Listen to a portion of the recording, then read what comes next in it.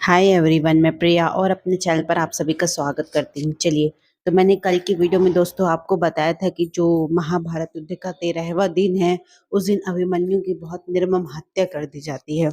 इसको हत्या इसलिए बोलेंगे दोस्तों क्योंकि जो भीष्म पितामह ने नियम बनाए थे कि एक योद्धा के साथ केवल एक ही योद्धा मतलब लड़ेगा, बट उन्होंने जब अभिमन्यु चक्रव्यूह में फंस जाता है तो सभी के सभी मिलकर उस पर वार करने लगते हैं, जो कि ये पूरा ही युद्ध के नियम के खिलाफ था।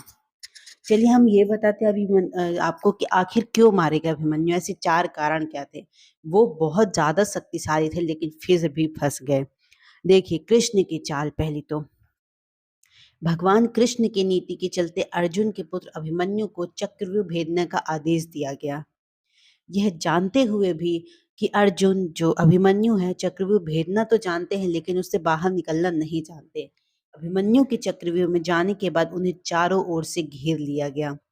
घेर कर उनकी जद्दत सहित 7 योद्धाओं द्वारा निर्मम तरीके से हत्या कर दी गई, जो कि युद्ध के नियमों के पूरा विरुद्ध था। कहते हैं कि श्री कृष्ण यही चाहते थे कि जब नियम एक बार एक पक्ष तोड़ देता है तो दूसरे पक्ष को भी इसे तोड़ने का मौका मिलता है। समझिएगा बात को। फिर देखिए, जो अन्य योद्धा थे वो अभिमन्यु के पास साथ जा ही नहीं पाए। प्रारंभ में यही सोचा गया था कि अभिमन्यु व्यूह को तोड़ेगा और उसके साथ अन्य योद्धा भी उसके पीछे से चक्रव्यूह में अंदर घुस जाएंगे। लेकिन जैसे ही अभिमन्यु घुसा, फिर व्यू फिर से बदला। पहली कतार पहले से ज्यादा मजबूत हो गई और पीछे खड़े जो योद्धा थे भीम, सात्यकी, नकुल, सहदेव, वो अंदर घुस ही नहीं पाए। युद्ध में शामिल योद्धाओं में अभिमन्यु के स्तर के धनुधर 2-4 ही थे। यानी थोड़े ही समय में अभिमन्यु चक्रव्यूह के अंदर घुसता ही चला गया, लेकिन अकेला, नितांत अकेला, उसके पीछे कोई भी नहीं आया। फिर देखिए, लड़ते लड़ते थक जाना। कहते हैं कि जैसे जैसे अभिमन्यु चक्रव्यूह के सेंटर पे पहुंचते गए, वैसे वैसे वहां खड़े योद्धाओं का घनत्व, योद्धाओं का कौशल उन्हें बढ़ा हुआ मिला, क्योंकि वे सभी योद्धा युद्ध नहीं कर रहे थे, बस खड़े थे। जबकि अभिमन्यु खुद करता हुआ सेंटर में पहुंचता है। वे जहां युद्ध चक्रव्यूह रचना तोड़ने के कारण मानसिक और शारीरिक रूप से थके हुए थे, वही कौरव पक्ष के जो योद्धा थे वो बिल्कुल बिल्कुल तरोताजा थे। ऐसे में अभिमन्यु के पास चक्रव्यूह से निकलने का ज्ञान होता तो वे बच जाते, या उनके पीछे अन्य योद्धा भी उनका साथ देने के लिए आते तो भी बच जाते, लेकिन थकान के कारण वे अधिक जोश और होश में लड़ नहीं पाए। फिर देखिए, युद्ध नियम के विरुद्ध हत्या। अर्जुन पुत्र अभिमन्यु चक्रव्यूह भेदने के लिए उसमें घुस गया। चक्रव्यूह में प्रवेश करने के बाद अभिमन्यु ने कुशलता पूर्वक चक्रव्यूह के 6 भरत चरण भेद लिए। इस दौरान अभिमन्यु द्वारा दुर्योधन के पुत्र लक्ष्मण का वध किया गया। अपने पुत्र को मृत देख दुर्योधन के क्रोध की कोई सीमा नहीं रही। तब कौरवों ने युद्ध के सारे नियम तोड़ दिए।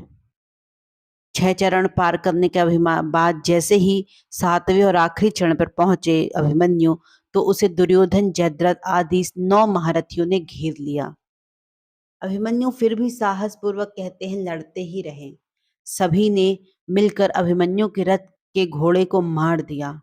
फिर भी अपनी रक्षा के लिए अभिमन्यु ने अपने ही रथ के पहिए को अपने ऊपर रक्षा कवच बनाते हुए रख लिया और दाएं हाथ से तलवारबाजी करता रहा। कुछ देर बाद अभिमन्यु की तलवार टूट गई और रथ का पहिया भी चकनाचूर हो गया।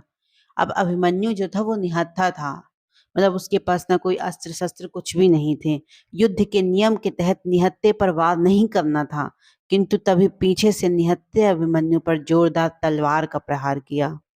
इसके बाद एक के बाद एक सभी योद्धाओं ने उस पर वार कर दिए और अभिमन्यु वहीं पर वीर गति को प्राप्त हो जाता है। कहते हैं, अभिमन्यु की मृत्यु को समाचार जैसे अर्जुन को मिलता है, वो बेहद क्रोधित उठते हैं और अपने पुत्र की मृत्यु के लिए शत्रुओं का सर्वनाश करने का फैसला लेते हैं। सबसे पहले उन्होंने कल की संध्या का सूर्य ढलने से पूर्व जयद्रथ को मारने की शपथ ली है। चलिए, वो हम आपको बताएंगे, डे बाय डे हर चीज का रहस्य बताएंगे दोस्तों। तो देखिए, अभी हमने बताया कि अभिमन्यु जो थे वो कुछ क्या कारण थे कि अभिमन्यु मारे गए। सबसे पहले कृष्ण की चाल थी, और हम आपको ये भी बताएंगे कि जो अभिमन्यु थे वो 17 वर्ष तक ही जीवित रहने वाले थे, ये कृष्ण जी को पता था और वो पूर्व जन्म में क्या थे वो भी हम आपको बताएँगे। चलिए दोस्तों, तो कहते हैं ना वो, और जैसा कि मैंने वो अभिमन्यु जो थे वो चक्रव्यूह भेदने की जो शिक्षा ग्रहण की थी, वो सुभद्रा जब गर्भवती थी तो अर्जुन उन्हें सुना रहे थे तभी वो सीख गए थे। ये मैंने आपको कई बार बताया है, गर्भ में ज्ञान मिल गया था उनको। लेकिन जब जब अब अर्जुन निकलने का चक्रव्यूह बता रहे थे तब जो सुभद्रा थी वो निंद्रा में चली गई थी, निद्रा में, इसलिए वो जान नहीं पाए। चलिए, आई होप दोस्तों आपको वीडियो बहुत पसंद आया होगा दोस्तों। ज़्यादा से ज़्यादा हमारे इस वीडियोस को शेयर करते चले और हमारे चैनल को सब्सक्राइब भी करें दोस्तों। Thank you so much. जय श्री कृष्णा, जय श्री राम।